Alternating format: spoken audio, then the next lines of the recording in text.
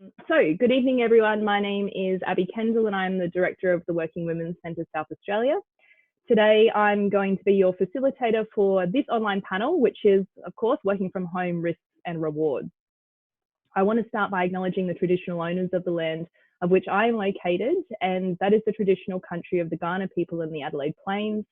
I would like to pay my respects to elders past, present and emerging, and I acknowledge that sovereignty was never ceded. For those of you who are not aware, the Working Women's Centre is a not-for-profit organisation, and we provide free industrial information, advice and representation to vulnerable, non-unionised workers with workplace issues. The Working Women's Centre is also engaged in research, education and training, and in our 41st year of operation, we have had a very strong history of being at the forefront of law reform and social change for working women. Tonight is our first webinar, and so I just ask that you bear with us with the tech. I'm sure it's going to be all completely fine, but there might be a few hiccups. So if there's anything that doesn't seem quite right, then just chuck it in the Q&A or in the chat, and Shay, who's our tech support tonight, will try and help you out. So tonight we're going to talk to 4 panelists for 10 minutes each.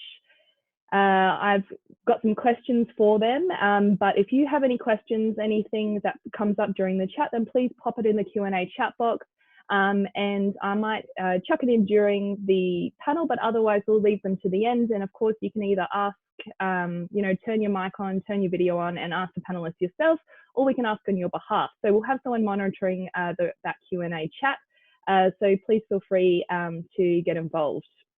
There's also a chat room there, so we can go back to, MSN days, early 2000s, like go your hardest, have a chat, talk about the issues. That's what's so great about these online webinars. So tonight we're going to hear from Alison Pennington. She's a senior economist with the Centre for Future Work, associated with the Australia Institute. Then we'll talk to the Honourable Michelle Lensink, MLC, who is the Minister for the Department of Human Services in South Australia. And then we will speak to Emeritus Professor Susan Fransway, who is a gender studies and sociologist from the University of South Australia. And then last but not least, we'll speak to Maria Hages, the CEO of the Women's Safety Service in South Australia. So we put together tonight's panel because we saw some pretty interesting claims out there, both in Australia and globally, about what working from home could do for women, and that it could be, the impetus for a feminist revolution where we finally have all of the flexibility that we need to sort of have it all. And we got really worried about that concept. We see that working from home is a great option for some, and possibly for many, but there are also lots of issues. So we put together the panel tonight to get 4 very different perspectives about the issue and hopefully unpack it a little bit. So first up, we have Alison Pennington. Alison, as I said a moment ago, is the Senior Economist for the Centre for Future Work, associated with the Australia Institute. She conducts research on economic issues facing working people, including the future of jobs, skills, training, collective bargaining, sector and industry policies, and the role of government. Welcome, Alice. Thank you for having me. An absolute privilege for the outside world to be reaching into my lounge room right now. Excellent. Where I spend a lot of time. And where are you joining us from, Alison? I'm in the outer inner western suburbs of Sydney in Ashfield, and I'm originally actually from Adelaide, from the western suburbs of Adelaide too. So even though I left Adelaide in 2012, Port Adelaide is far from me now, but you can't take Port Adelaide out of the girl, let's just say. Absolutely. So we were hoping you might be able to set the scene for us tonight, and talk to us a little about who exactly is working from home in Australia and how many of us are there and what sort of worker are they? Well, it's only a couple months that have gone by since the pandemic was called the pandemic, but it feels like years. Because the pace of change has been so quick. And part of that change has been the complete shift up of work and how people do it. And so what we're calling is this is the new COVID work regime. And what that what the pandemic has done is shut down large sections of the economy, often customer-facing work.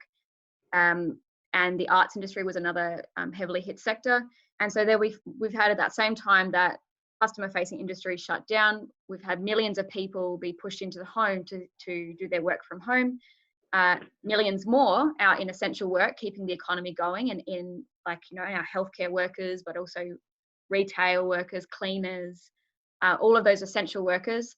And then we have people who are furloughed on the JobKeeper payment. And recent stats from the ABS yesterday showed that we lost 700,000 jobs in the economy in a single month. So they're the main pictures of the moving parts of where people have fallen as a result of the pandemic.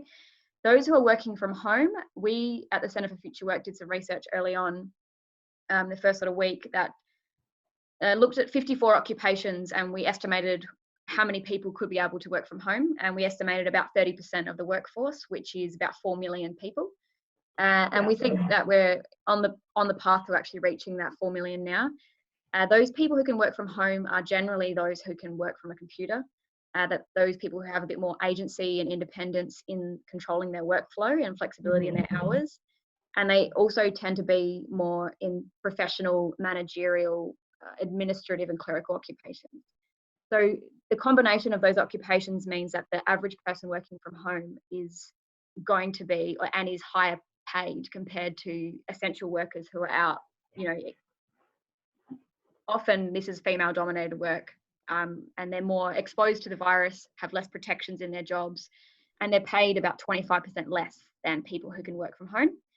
And they're generally more secure.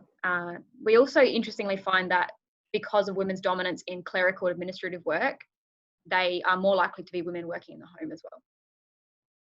Yeah, right. Okay. And so if there's 4 million workers out there and women are more likely to be working from the home, I'm just wondering that there seems to be this kind of thought bubble that working from home will give women greater flexibility and then in turn assist in the equal participation in the workforce. And that might be the case. I'm curious as to what you think about that, but also curious as to what you think about working from home trends and its impact on the gender pay gap. Well, working from home, in the sense that if it frees up women to work, it only actually gives them more income and more access to work if there's a lessening of the caring burden. And what we've seen in this crisis is an absolute explosion in the caring burden, which, based on our existing very unequal care patterns, where women take on a larger portion of that burden, and it's actually OECD pronounced here in Australia. Women do a lot more than OECD women on average. So because that burden has exploded, it means that as women have been pushed into the home, if they can do their jobs from home, they're actually more likely to also reel back their hours. And we've seen that in the ABS stats, which showed that women are more likely to be cutting back their paid hours work now. So that was about 11.5% of all women reduced their hours compared to 7.5% of men.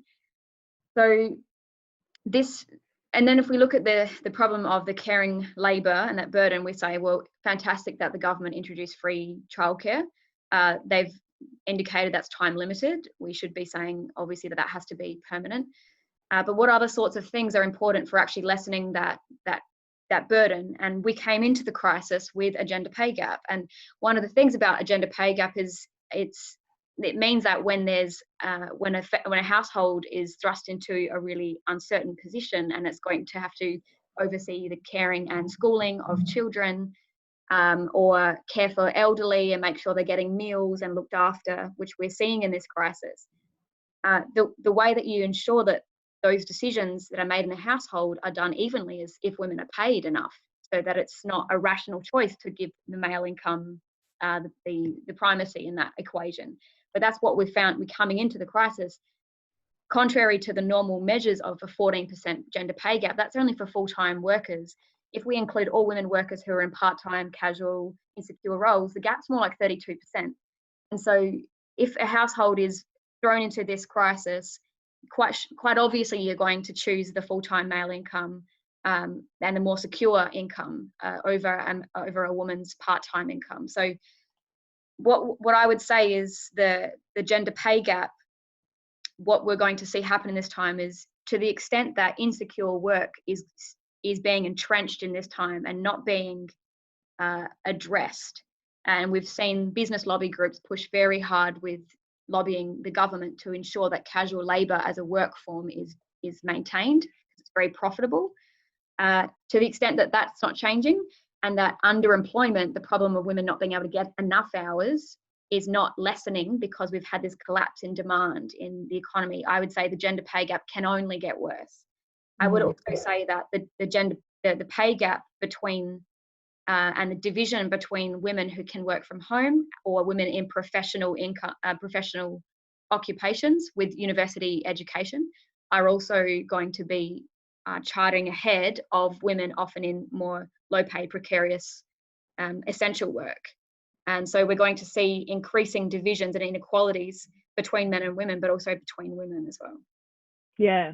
And I mean, that's something we really see at the Working Women's Centre, and that is that a lot of our clients are in precarious work, and you can almost, no matter what the issue is that they come in with, it might be, sexual harassment and underpayment, or it might be some sort of organising issue or community issue. Precarious work is really at the core of it.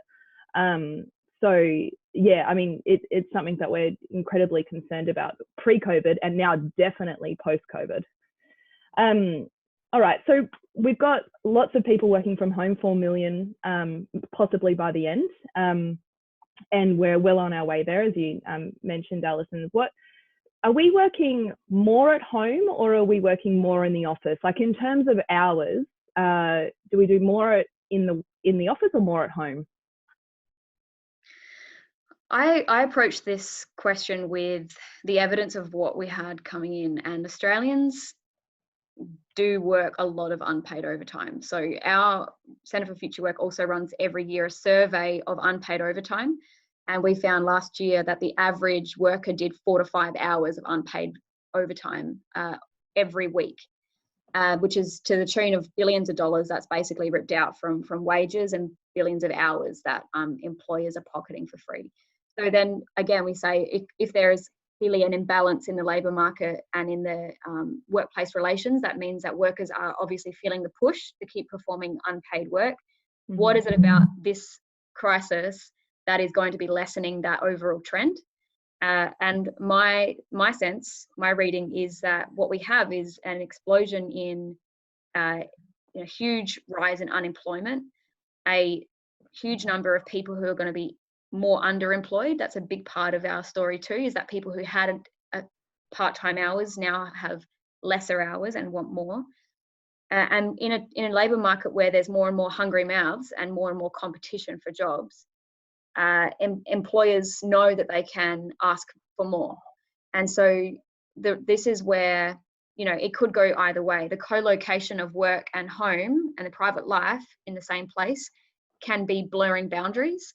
And we already see the rise of smartphones and all these new ways that employers can just drop an email to you and be like, hey, I'm just thinking, can you get onto this task? And what's happening is workers are feeling, of course, well, it's just here, I may as well get it out of the way. And in the early stages of the shutdowns, when there was really high levels of isolation, there was some really terrifying stories of employers hyper exploiting the situation and threatening redundancies over a workforce and telling them basically, into the home, off you go, set up your office, often not with allowances and support to actually cover the cost of that, and telling these people, maintain your productivity rates or it's your head on the chopping block. So that, what I'm trying to get at is, I don't think that, if anything, all of the relative bargaining power of workers under this crisis is lesser now, which means that we are seeing an increase in working hours. And some of the recent research has come out confirming that blurring of boundaries is doing a number on people's mental health. They have no concept of private life anymore. And we will see an expansion of working hours if we don't have decent protections and compensation for overtime. Yeah. And so when the workplace enters the home, there are some obvious OH&S risks and burdens on workers. what sort of boundaries and working rights do you see as being important in this climate when the public and private are so interwoven and we have 4 million workers working from home possibly? I think the first immediate boundary that can be imposed is one around cost. And I think employers would be drooling at this opportunity to step back from all of their liabilities of maintaining a formal workforce, a formal workplace rather. And that's the cost of renting, office space, the cost of utilities, printing, data charges, and effectively all of those costs are being pushed onto workers in the home now. And we don't actually have a system of protections of work from home allowances to allow those costs to be covered by the employer. So I think one of the key ways we can impose that sense of a boundary is by introducing a work from home allowance. There are tax concessions at the end of the taxable year, but the end of the financial year, but I would suggest that it needs to be incorporated into the basic salary structure.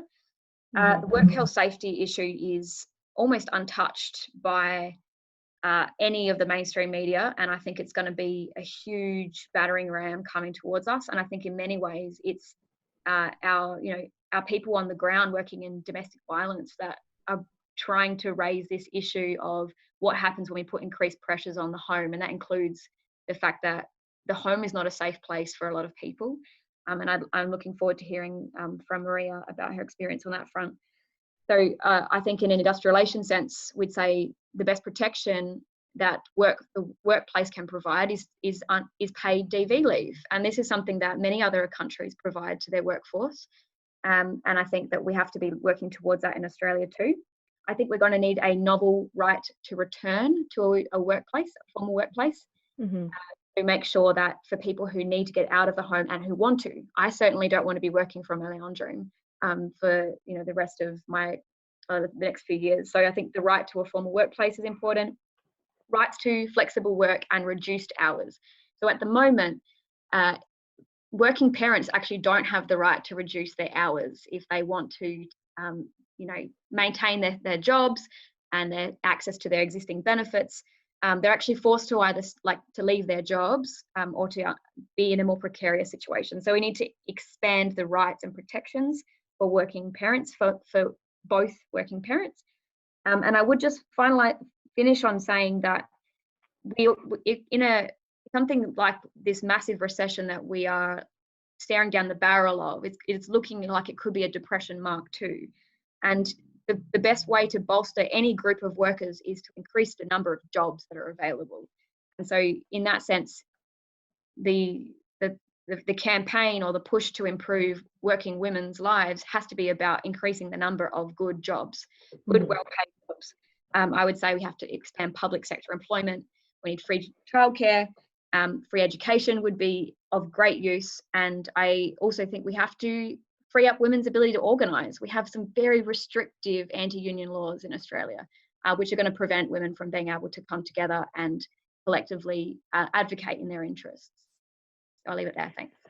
Yeah, thanks. And actually, while you were talking, Alison, we just got a comment saying that it's cost over from an attendee saying it has cost her over $1,000 to set up working from home.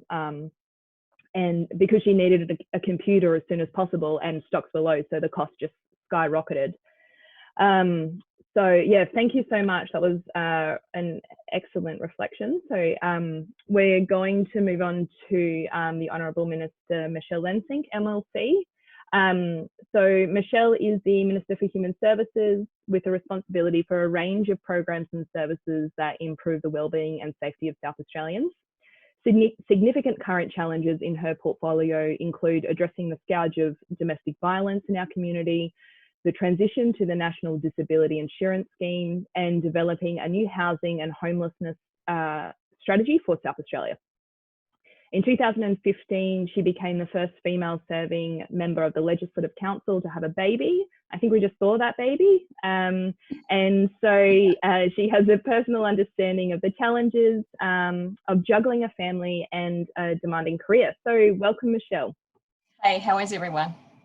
Good, good. So it looks like you're on the job, both jobs at the moment. Yeah, a little bit inauthentic.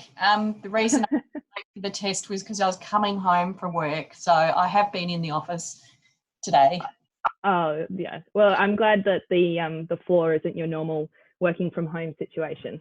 But it's No, a great... no. I'd normally be at my desk, but the Xbox is up in the background. It's good that the government's given you a desk. That's good. So you've been working from home a little bit, I understand, and you've got a young child. I'm just curious, I mean, this has been huge for everyone, COVID, but we can see that governments at both state and federal levels are working particularly hard. So how has it been for you? And do you have any sort of reflections on the risks and rewards that you've experienced during this time? Yeah, well, it's been a bit of a white knuckle ride, I think, for everyone, and the uncertainty about where this is all going to land, how long it's going to last for, all those sorts of things. So we've all had to adapt really quickly, and I think lots of people have responded really well in terms of, you know, just, and I take the point that, you know, it's people who are in the professional jobs who will get the technology supplied for them and those sorts of things. So I was really fortunate in that. Yeah, those sorts of things. Yeah, one of the risks. Yeah, one of the risks. Okay, sorry. Sorry. No worries. Okay, Ready? Mitchell.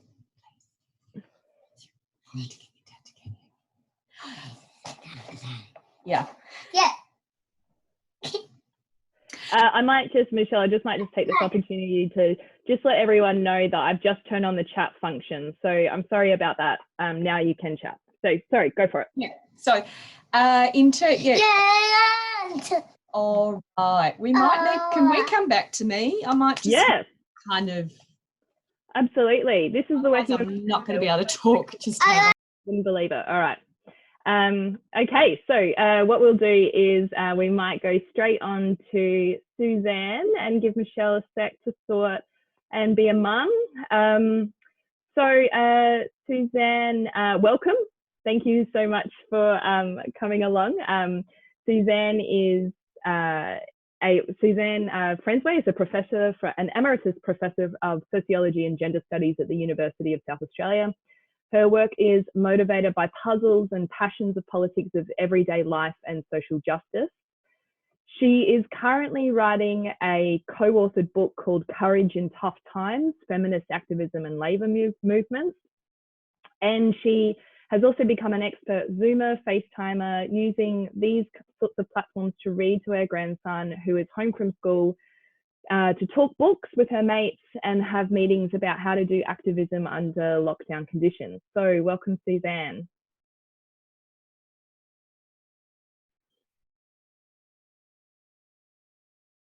Thank you.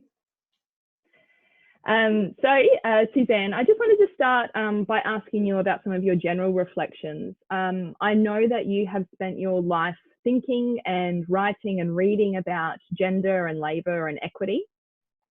So we're really curious to hear from you about how you see the working from home issue for women. Yeah, thanks.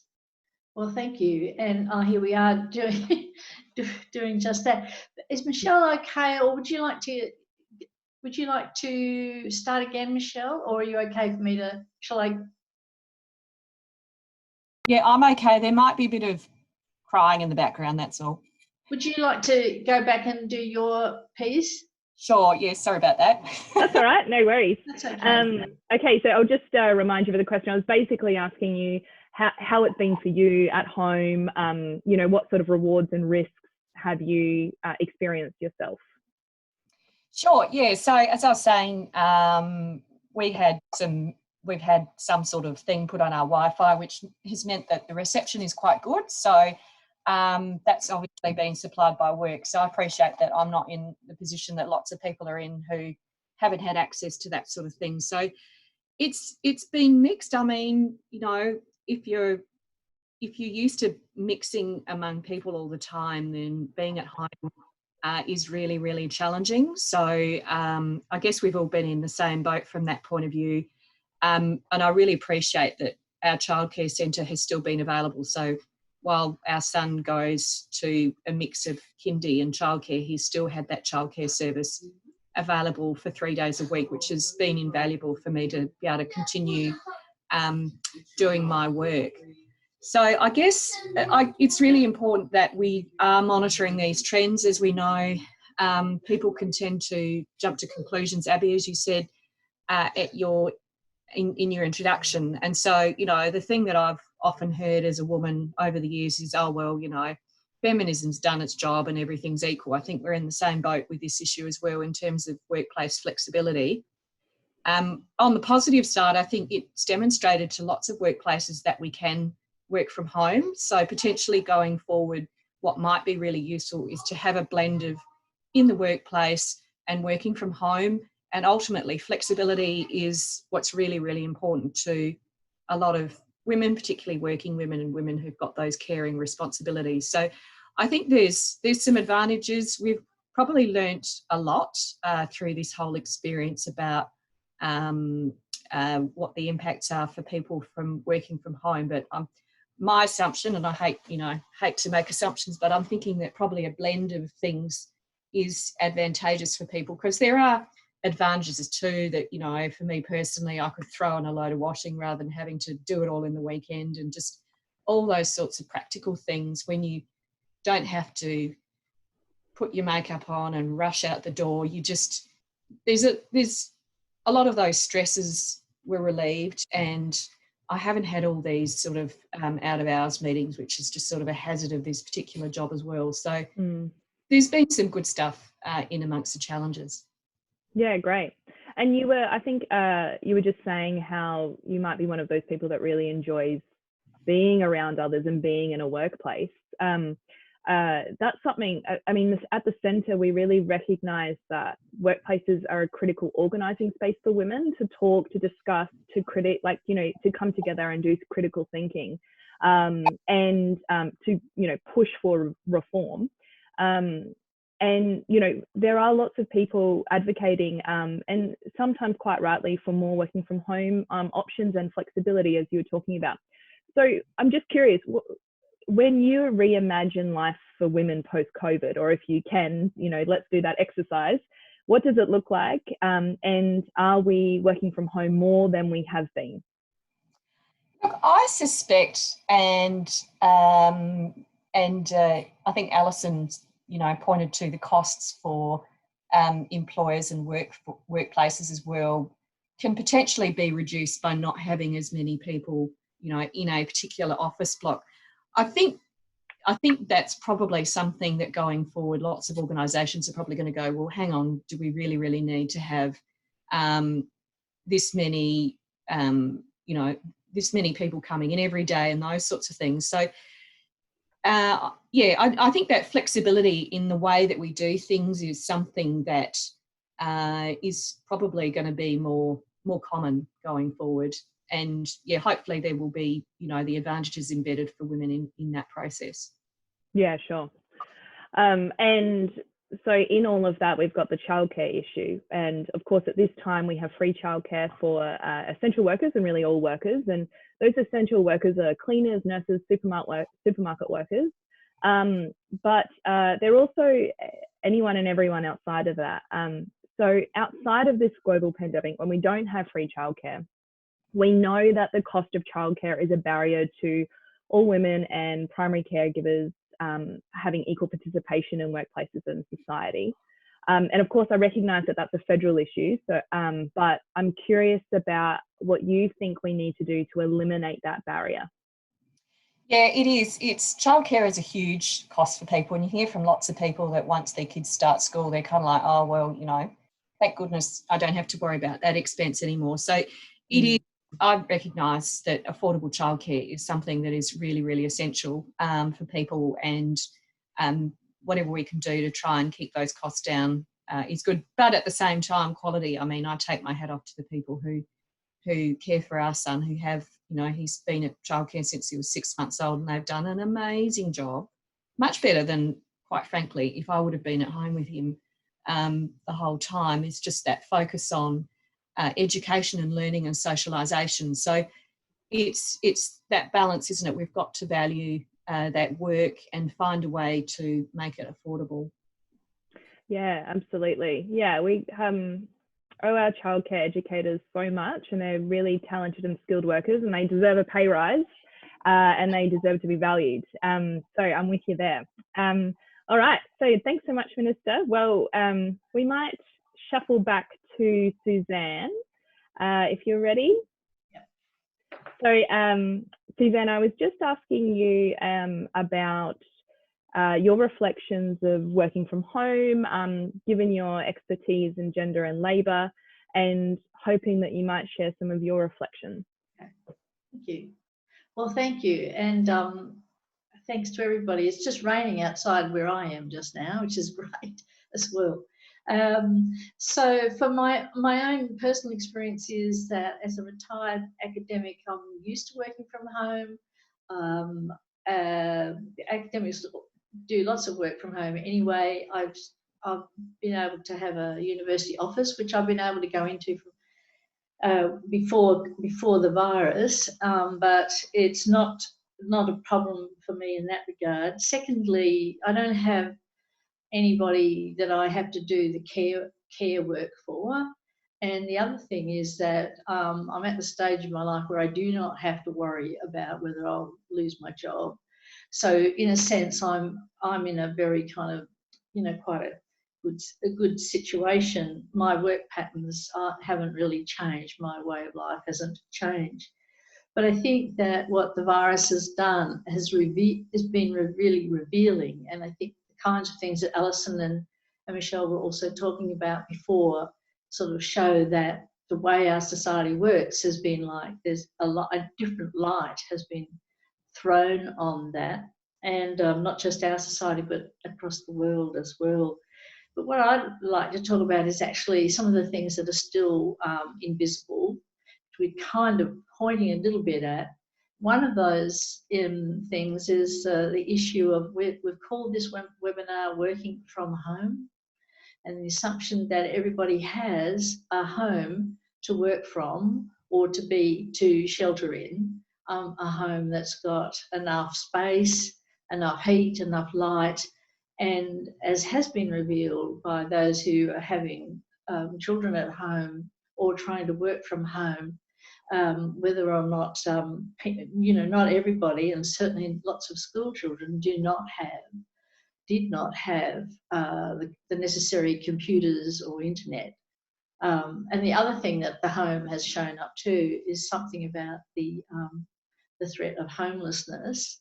And so we've seen, for example, that temporary homes, if you like, have been provided by giving people hotels, for instance.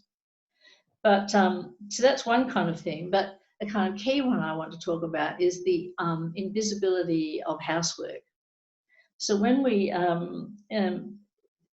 when we say housework these days, we tend to think mainly of childcare, and the care for others is sort of the front and centre thing. Whereas in the early phase of women's lib or second wave, whatever you want to call it, feminists were really, really well aware of they talked a lot about housework. They talked about how it was boring, how it was repetitive, how it was a real obstacle and burden for women in limiting their opportunities and capacity to get into the paid workforce. And then when they did get into the paid workforce, very often the jobs that women tended to get and still do are kind of housework jobs, the cleaning, the organising staff, managing staff, cooking, taking care of people. So housework itself, I'm really, and this is as much about what feminists talk about generally, I think, but in general, when we're talking about people working from home, we think about childcare and we think about homeschooling, but the whole business of housework has become, it was invisible before this. But even more invisible than that, I think, has been, where are the men in relation to housework? And again, the feminists in the 70s and 80s talked about, the costs of housework about the men. The early feminists were well aware of just how much men benefited from having women from women being the ones who took the responsibility for the housework. Feminists were well aware that whether they were husbands or fathers or brothers, they benefited from and still do. What's amazing is that how much they still do. I just wanted to say about that a woman wrote this pamphlet called Why I Want a Wife, and lots of people printed it off and stuck it on their fridge. And I just want to read a little bit of what she said. She said, I want a wife who will take care of my physical needs. I want a wife who will keep my house clean, a wife who will pick after my children and after me, who will keep my clothes clean and ironed and ready, who cooks meals and presents them nicely, who will care for me when I'm sick and sympathise. I want a wife to go along when our family takes a vacation so that someone can continue to care for me and the children while I have a rest and a change of scene. And she finishes by saying, who wouldn't want a wife? And what's really interesting is that general pattern has not changed since she wrote that, probably 50 years ago. The only feminists now who really notice the sexual politics of men and housework, as far as I know, are those feminists who are looking at domestic violence. And because abusive men often use housework as a way of exerting control, and sometimes they do that violently as well. So that other than that, though, nobody much pays attention, because you might say, well, no, things have changed, men are doing more, and that's certainly true. But in the stats, the difference is mainly because, yes, they're doing a little more in the shopping and taking care of children, for example, but it's because women are doing less actual hours of housework. So proportionately, it looks like the men are doing a bit more. But there's, and I think, Alison, you touched on this a bit, there's still no gender equality, especially, and doesn't matter which way you look at it, when, say, both parties are working the same hours in households, the women are still doing much more. Instead, what has changed is the way we talk about it. And so now what people do is they say things like, well, I do it because I have higher standards than he does, or she's better at it than me, or it's just quicker if I do it, or, well, he'll always help if I ask. And very often when women talk about men doing housework, it's about them helping and not taking responsibility. So the risks, I think, from the virus are that women are likely to be doing even more housework, especially as there's more people are more in the house. So you may not have to be doing the ironing the shirts so they can rush out the door, but there's that difference. The rewards are that men may be seeing just what is involved in that housework instead of that, what have you been doing all day idea. And the rights, I think, really are important, is that we won't have gender equality, and among other things, I agree about the idea of decent, good jobs, but we won't have gender equality until we have housework equality. So that was the thing I wanted to say, was particularly about the housework and the home too. I think that's important we bear that in mind. Yeah, absolutely. So if we say that maybe one of the rewards is that men might take more notice of the amount of work that is being done by women in the household. And I was really only just talking to a friend of mine on the weekend about this, and she is a social worker in child protection. She's got 2 very young kids. She is working from home one week and then going into the office the other. And her husband continues to work full time and goes to work, and he's an essential worker, as is she, of course. But that care workload really increased. And one of the things that she said was, well, I didn't ask him, but now I'm concerned that there might be an expectation that this is actually how much I can do in a day, when really this is crisis work. So in saying that, I'm wondering if is it enough to just rely on men to maybe take notice, or the non-primary carer to take notice? And I thought you might say that it's not. So I'm curious now, what reforms do we need? Are they legal, workplace, cultural, all of the above to win equality in the home? Like, what do we have to do? Yeah, all of those things, I think, Abby. And it's such a hard one, partly because it's so difficult, isn't it, to be having, if you like, the struggle at home. It's hard enough to be fighting for equality, say, in the public, you know, on the street, in the workplace. That's hard enough. But to, I think that's one of the things that we really have to come back to addressing is how do you have that struggle at home? And so I think probably culturally is really important. And I think as feminists, you know, we need to kind of come back and talk about that one again, and challenge the idea that everything, it's okay. And I've seen some of the chat and the Q&As, people telling examples of the issues that arise, and I'm sure Maria will mention that trying to have that struggle in the home it can be dangerous as well. But I think certainly for feminists, we have to start putting that back on the agenda, definitely. Yeah. Great. Well, thank you so much, Suzanne. That was excellent. I think that's a perfect time to move on to our last but not least panellist, Maria Hages, who is the CEO of the Women's Safety Service South Australia. Maria has been working in the domestic violence sector of South Australia for 25 years. She has advocated and informed policy development on gender-based violence, which has resulted in the implementations of responsive service models that promote women and children's safety and make men who use violence accountable for their behaviour. She has participated in a number of national and state committees that inform systemic changes and responses. Through her role as CEO of Women's Safety Service South Australia, she has worked with the community to change attitudes and address ways of working together to eliminate violence against women. She is the Deputy Chair of the Premier's Council for Women and is previously Co-Chair for the Coalition of Women's Domestic Violence Services in South Australia, and was a South Australian representative on the Prime Minister's Advisory Panel, which provided advice to COAG on addressing violence against women. So she's really busy. That sounds like a hell of a job. Maria, welcome. Thanks so much for being here.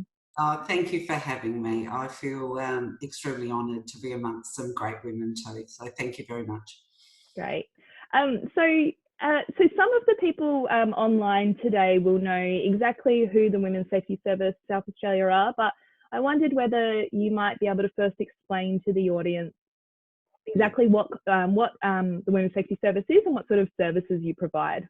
Yes, happy to. So Women's Safety Services provides specialist responses for women and children who are experiencing domestic and family violence. We have a range of services which are national, state and local programs and services. Crisis responses, safe accommodation, counselling, risk and safety management. Our specific programs, which I'll just quickly go through, we have a number of programs that sit under the umbrella of Women's Safety Services. We are one of a number of partners nationally that provide the trauma counselling for 1800-RESPECT. And we do that obviously nationally.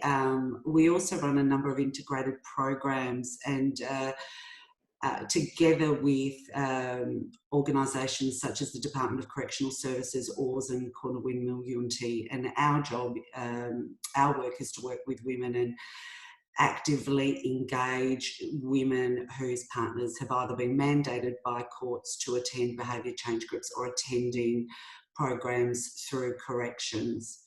We also work in partnership with SAPOL and provide the Domestic Violence Disclosure Scheme, which where partners or family and friends can apply through SAPOL for information in relation to an individual. This program certainly provides the opportunity to connect with a cohort of women that may not have actually access specialised services. So what we hope to do is intervene a little bit earlier, and that certainly has been a great initiative for women in South Australia, and obviously concerned family and friends. We also have regional accommodation services, including NINCO, our Aboriginal specific service, Migrant Women's Support Program, which obviously provides case management services to called women, and our domestic violence crisis line, which is a 24-hour statewide phone crisis line for anyone needing support around domestic and family violence. And that we provide crisis counselling, information, referral and pathways into education. Oh, sorry, into education. I don't even know why I said that. Into accommodation.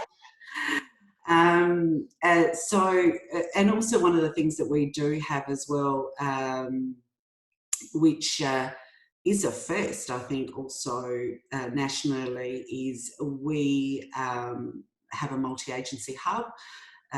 Both SAPO and the Department of Correctional Services is based in the Women's Service, and we work quite closely together to obviously provide real-time information sharing and obviously interventions with women.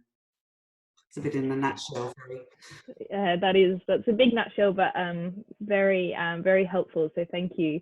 So I mean, before and during the pandemic, we've seen a heightened visibility of family violence issues. But in particular, when really our community and society had to start thinking about the home and isolating in the home, and that's been a part of media and political discourse. I'm wondering, has that flowed through to an increase to service demand? Look, interestingly, unfortunately, obviously this time what we've seen is the rates and severity of domestic violence increasing. What we do know that it is in line with what research tells us when there are other natural disasters and community crisis. Now, what I do want to say is that when restrictions commenced,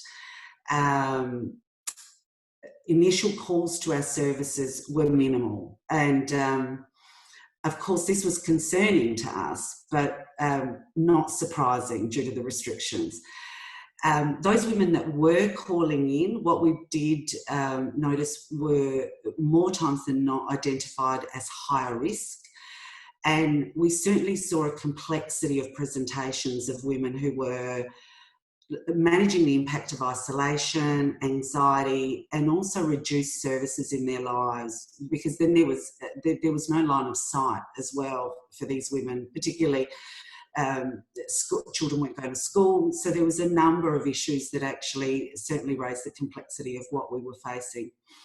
It also made it really more difficult, as and I'm assuming most people have heard this, difficult for some people to reach out for help. Being at home meant that the perpetrators of violence were having more opportunities to monitor and control partner family members. And what we have seen now, though, which is really, which we anticipated, and we were concerned as restrictions started to lift, that is the point where we thought we would see a spike of calls and demand. And that, I need to say, started last Thursday for us. We did see an increase of phone calls, and we anticipate that this will increase over time. We were also finding that for some people, they were turning to more formal support, such as police and specialised services, where in the past they may have connected with family and friends. And that's a great thing, but, you know, the isolation was causing a significant issue in relation to anybody having line of sight for those people that they were worried about. What we also did see was, had noticed was there was a real increase in Google searches around DV, but also an increase we found in web chat functions for our 1800 Respect, because that was actually a much more discreet way for women to be able to contact us. Yeah, right. And so I suppose that's an example of how you might be able to access women in the home. Has that, I mean, I imagine that has been difficult. And how have you sort of got around that? Have you had to be, how did you adjust to COVID? It was it was interesting time, I think, for all services who were dealing with vulnerable communities. People's, particularly for women and children, their windows of opportunity were really limited to connect with services and reaching out for help. There were, for our service, what we tried to do as well was expand our reach in calling on family and friends. It was really important to message the powerful role of family and friends, neighbours and bystanders in assisting in the safety of women and children, whether it be checking on women, whether it be calling the police if you were concerned, or whether it be actually making contact with us directly. We also put in place measures of safely assertively engaging women, so we could actually have some line of sight for some women. We became interesting opportunities were created around flexible, implementing flexible measures to engage women. So video conferencing was one way that we also implemented to be able to also have line of sight of women. We did still have some face-to-face. It was really important that for some women face-to-face was critical, but obviously we put measures in place to ensure the safety and the well-being of both the women and ourselves, and obviously the workforce. It was really critical that that those measures were in place so people felt confident in doing their work. The other thing that we also did, we had some other sort of ways that we could support safety, and that was the Personal Protection app. Post-COVID-19, the Personal Protection app was specifically designed for women who are high risk. Once pre-COVID-19, once COVID-19 restrictions came into play, government actually gave extra money for this app, and we actually extended that for any woman who actually was experiencing DV could actually download this app. This app, really, all they needed to do if they were feeling unsafe was shake the phone and it went straight to the police and the police could attend. So there were different ways. There were real challenges for us. It was new. It was a different way, obviously, of working. We were really concerned about women in the home. We were also really concerned about those women, as we know, and what we've heard today, there were millions of people who moved into the home to work, and what we know is the home can be quite an unsafe place, and who was having line of sight of those women as well. Yeah. And we know that primary prevention work is crucial in preventing violence against women and children. And I might actually just, for the audience that might not be familiar with that sort of lingo, ask you to explain what primary prevention work is. But how do you see primary prevention work in the climate where women are working from home? And how do you do it, and will it work? Well, what we know is primary prevention work, particularly around violence against women, usually focuses on addressing the drivers of violence, and with gender inequality obviously being the key driver of violence against women and children. Working from home in the COVID pandemic has shone a spotlight on some key expressions of gender inequality. What we know is women undertake, and I think we've heard this today, is women undertake the majority of unpaid labour, care work, household management, emotional labour of all of this. And obviously during COVID was supervising children's learning. Women also undertake the majority of the care work. So now we're actually at the front line of COVID responses. For women in the home, as I said, the most unsafe place to be is usually the home, and violence against women is the biggest health risk. So really, what can we use this, I guess what I would like to see is how we use this current experience as a way to educate on how gender inequality is still very present in our lives, and how we can more equally, how we can create more equality within our homes and in our society. Sure. I suppose just on that, and thank you so much for those comments, Maria. I think we can move into the general Q&A session, and we're running a little behind, so we might just take a few questions. But Maria, one of the questions that's popped up from Isabel is, she says, "Hi Maria, how does working from home look different for women currently in or trying to leave an abusive relationship?" So how does it look different? Yeah. So what do you, I suppose, how, if someone's trying to leave an abusive relationship, or they're in one, what does working from home really look like for them? I mean, is it chaos and horror? Yeah. It is, absolutely. And I think our concern is, and the issue we raised was that it actually, we believe this situation has created an extremely high risk for women who are forced to go back home, because work created an opportunity or a safe place or somewhere away where they could actually reach out for support. Working from home puts them straight in a place which puts them totally at risk. One of the things that really concerned us was what were employers doing who knew that domestic violence was present in women's lives, and what measures were they putting in place to actually have line of sight, and what options were they giving these women in relation to whether they work from home or how could they work from the office. Our concern was a blanket rule that everybody needed to work from home, and no opportunity was actually or consideration given to women's experiences. But also those employers who didn't know what was happening for women in their home, how did they have line of sight for those women? Because not only were they working from home, they also didn't have the opportunity, because as I mentioned, for a whole lot of women, there was no opportunity to be able to actually connect with support services. So they were completely isolated, further in the home. Yeah. I hope that's okay for Isabel.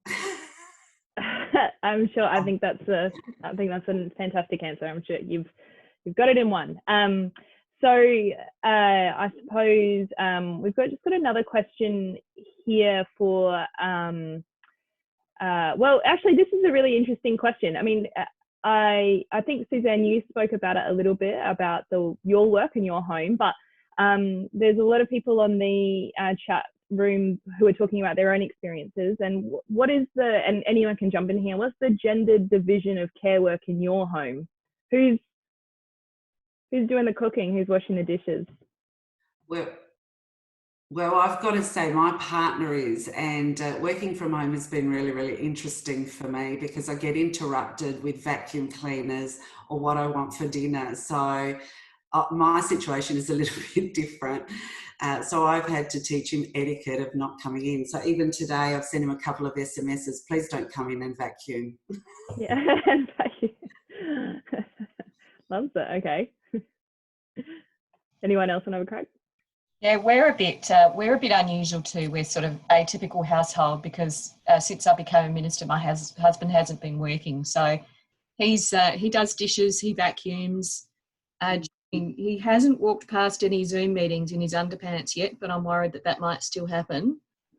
But yeah, we probably stick to what we're good at, and I actually don't let him do washing. Neither of us iron, and he really does the majority of, well, he does all of the school run type stuff. So yeah, we're a bit atypical. But I trained him pretty well too. When I went back to work, he had Wednesday with our son, which, having a baby from, the whole day, really, I think, taught him how much work he was, and why when he'd come home from work, when I'd been home with him, I didn't get a lot done. So yeah, we've worked pretty hard at that, and he's been really good, just receptive to it, not an issue really. Well, that's great. One of the questions also was, what's the data on it? Where's the data coming from? Oh, thank you. Yes. About. And one of the things about it is that there isn't a lot. But one of the ones I've come across recently was somebody who did a survey of all the research that's been done throughout the last sort of 50 or 60 years. This is the one finding, that this inequality in the housework, that every social, that doesn't matter which kind of angle you come at it, whether it's, just by doing a big survey or by in-depth interviews or something, hasn't changed. This pattern of the unequal housework, anyway, has not changed for about 50 years, which is amazing. And the data, there is data around, and I said, Abby, that I would post some, but I'm not sure how I would do that. I'm not. Yeah, so anything that the panelists have mentioned tonight in terms of data or papers, whatever, we'll send to everyone with the recording. So just send it through to me and we can do that. All right. I can add that the ABS used to run a household labour time survey that it discontinued in 2005, I think. Yeah, 2006. Yeah, but I just read an article today that they're initiating it as a response to the crisis, which is great. Yeah, it's fantastic, and it's a good example though of the cuts to public services and the cuts to an institution like the Australian Bureau of Statistics. What's the first catalogues that get cut, and the first surveys that get cut? Often ones that shed light on really, really important things like division of household labour. I would just say, Abby, that I've been proudly independently living alone now for a good number of years, and it's in part a response to the Suzanne's analysis of how many problems emanate from the household. I think I just decided a long time ago that it was just a fight that I didn't want to take on, in addition to the fight that I have to put up in the broader public sphere. So, and I know that that's a privilege and isn't available to all people either. But I do everything, but I'm okay with that. Well, it sounds like everyone's in a pretty good spot, and that's wonderful. I guess, with the ABS and the data stuff, is that often I certainly find myself at family barbecues or, like just having a chat to some random people, and they talk to me about how there is really no gender equality issue. Feminism is a disgrace, and some people are not aggressive in that view, but they still push it. And one thing that's so important to arm ourselves with is the stats.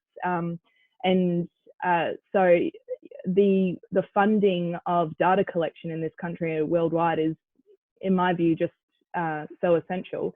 Just a bit of a comment, but just got one last question, and it's from Valeria Leder. She says she's also interested in the issues of women with disabilities working from home that are not necessarily set up to continue working without exacerbating their disability.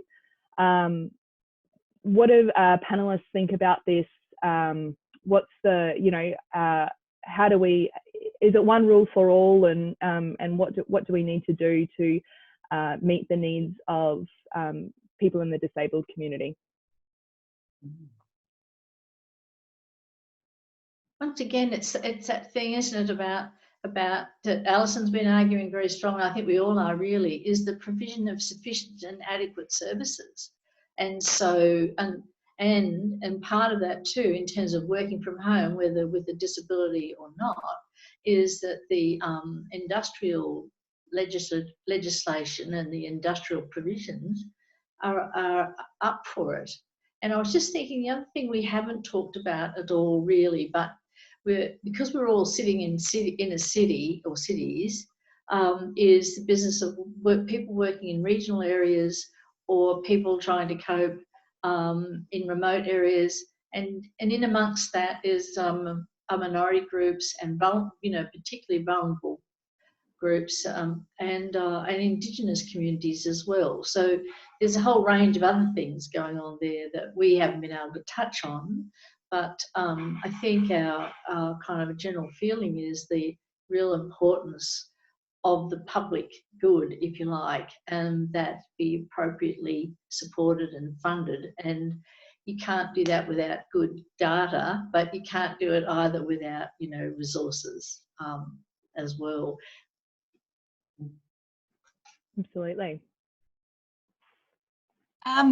We've sort of had some advice, informal at this stage, from the Commissioner for Public Employment that some of the people in the, I think in the public sector workplace who have disabilities have just found working from home easier, which is probably an indictment on our accessibility standards as well, but they're just not able to face those day-to-day obstacles of, you know, battling other people to get on public transport or get to the office and those. Sorry, that's not my cat now. So there's quite probably benefits for working. That's quite loud, Michelle. It's just muffling what you're saying a little bit. Oh, that's the cat. Sorry. There we go. Yeah. Yeah. So there may well be some benefits in that space if working from home is going to become a bit more of a new norm. Absolutely.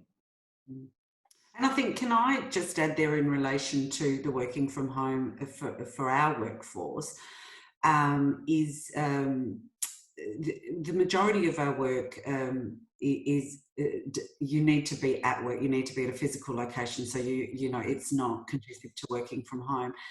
But part of the work that we will be doing, obviously nobody expected a pandemic. We moved really quickly to do things that we you know hadn't done before, and what we will be doing with our workforce is looking at what have been the opportunities in this process, what have we learnt, what has worked well, what hasn't worked well.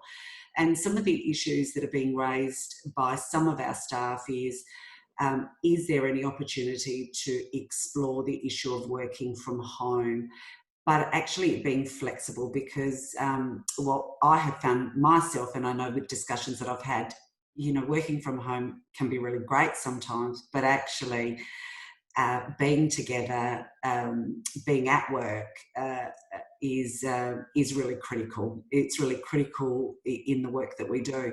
But being able to offer flexible working options for women, particularly we have found for women who are in regional areas with our phone lines, who find it really difficult to come in but still want to work. So I think it's really important to hear what people have to say, but I have been really pleased myself being on the panel, but also hearing from others in relation to the challenges and the considerations of working from home. So I think sometimes it's important to look at opportunities. What do they mean? You know, what has worked well, and what don't we want anymore? Yeah. Yeah, absolutely. I think that we might just end on with one more question, just getting back to the sort of industrial relations of all of this. So Valeria again, great. She's asking lots of great questions. She said, could Alison expand more on her comment regarding anti-union laws on women organising for change or action with regard to these issues? Yes, brilliant question. And there's been a few in the women's wages and industrial relations space, and I'll try and quickly give you a bit of a summary. So Australia has some of the most restrictive anti-union laws, which basically hold back the ability of working people to impose a cost of disagreement on an employer for paying them too little, basically. And the only parallel that our laws have with other parts of history and in the world are the dictatorship in Brazil in 1980s. That's the best kind of comparison we can make historically. I think people in Australia actually really underestimate how poor our level of economic democracy is. So our level of unionisation is only 9% in the private sector. It's a bit higher in the public sector. The average union member is now actually a woman. In her mid-30s, I think, is the profile. So in many ways, the future of organised labour is going to be working women coming together. So some of those anti-union laws are just very, like, the prevention, they stop unions being able to access workplaces to have discussions with workers, to ask how they're going. the ability to come together and collectively bargain for your pay and conditions is really, really highly policed and highly monitored. The kinds of things that you can negotiate with an employer is pushed down and whittled down all the time by employer lobby groups. And so, for instance, because so many women are working in insecure and precarious roles, what would be a really obvious way to improve the quality of women's work would be allow permanent workers to bargain with an employer to increase the number of secure jobs, or to say, hey, look at those contractors and those women or those casual workers who are mostly women. We want to provide more protections and security for them by coming together and improving the quality of their jobs. That's also against the law in Australia. So just very basic things that would allow us to improve the overall level of jobs and wages is more difficult, as well as withdrawing one's labour, which is an international, right, labour right, the ability to say, I'm allowed to walk away from this workplace to improve my conditions. That's also very difficult. So the thing with many women workers is they depend on the minimum wage and the awards, which is our system of industrial level minimum wages, which is different in different industries. And that is determined by the Fair Work Commission. A decision is made on the minimum wage. They're about to make one, and there's a big push by business lobbyists to actually freeze the minimum wage, and that will disproportionately affect women. So that decision is made behind closed doors. It's very difficult for women to come together and influence that outcome. But it's an example of the kinds of things that we can start to see how we can come together and, try and campaign. And women have been doing this, since they entered the workforce. But that's kind of the wages front. Leah asked, how do we institute work from home arrangements in a non-gendered way, in a way that sort of opens up men and women to be part of the work from home arrangements and to share that caring work. And I think the best way that you do that is by providing paid caring leave for both working parents. And that's what the Nordic countries, Iceland has a brilliant paid parental leave scheme that provides a father's quota that says, here's an incentive, take this leave. If you don't use it, then you don't get it. It's a system that exists in lots of countries. We need to move towards this, but it's the kind of thing that you could have as a policy in your workplace. And finally, I would say someone raised what kind of award changes can we have to allow women to hold on to the flexibility that they've been able to carve out now. And I think that there is a risk that employers march women back to the workplace just when they may have got a good balance that works for them. So at the moment, the national employment standards give you the right to request flexible work arrangements, but not the right to them. There was a case last year that we helped to work on with the ACTU to say that working parents should have the right to reduce their working hours and maintain their entitlements, and the Commission shot that down. So we need to move towards, again, even the UK has a better system than us, but we need to move towards a system whereby working parents, both parents, are incentivised to take a step back without losing, their entitlements, and with an ability to downgrade their hours and then bring them back up to full time if they so wish. And I'm sorry, that was a little bit longer than I had planned. No, that was wonderful. Thank you. And I think that's a really perfect note to end on, because there's obviously a lot of work ahead of us. And during this crisis, we've started to really open up and start thinking about the way our workplaces could work for us, the way that we want our community to function, and what's important and what's not. And it has revealed so many cracks in our workplace relations sector, gig economy, casual work, just all forms of precarious work is really at the core of this, and women are at the coalface. So I think we need to, we've got a lot ahead of us, but I just want to thank everyone for coming along to this panel. It's been wonderful. We only had one tech issue, which is amazing, and we're going to have more of these. So thank you very much. I'll say goodnight, and we'll send out a recording of this and some data and a little bit more for you to think about. So thank you.